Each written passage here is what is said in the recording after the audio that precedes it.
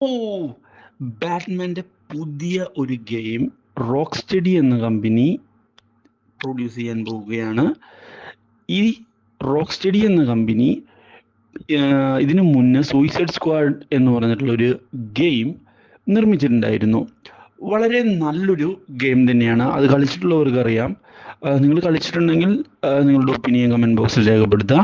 പിന്നെ അത് മാത്രമല്ല, ഈ ബാറ്റ്മാൻ ഗെയിം പ്ലേ സ്റ്റേഷനിലും അവൈലബിൾ ആകാൻ സാധ്യതയുണ്ട് എന്നാണ് ഇതുവരെ അറിയാൻ സാധിച്ചിട്ടുള്ളത്. അതുപോലെ തന്നെ നമ്മുടെ ന്യൂസ് റാൻഡ്, സ്ക്രീൻ ടൈം മുതലായ ഒതൻറ്റിക് ആയിട്ടുള്ള സൈറ്റുകളും ഈ ബാറ്റ്മാൻ ഗെയിമിൻ്റെ വരവിനെ കുറിച്ച് കമൻ്റ് ചെയ്തിട്ടുണ്ട്. അതുകൊണ്ട് തന്നെ ഇതൊരു സൂപ്പർ ഗെയിം ആയിരിക്കും എന്ന് തന്നെയാണ് ഞാൻ പ്രതീക്ഷിക്കുന്നത്.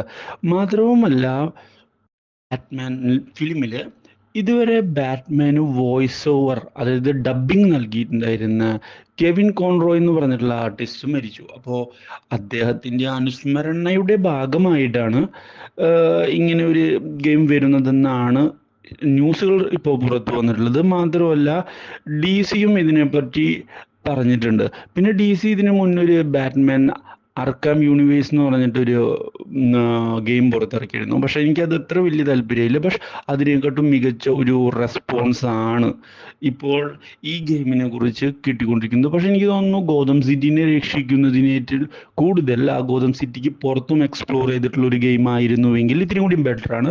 And I love this game and I M excited about this game.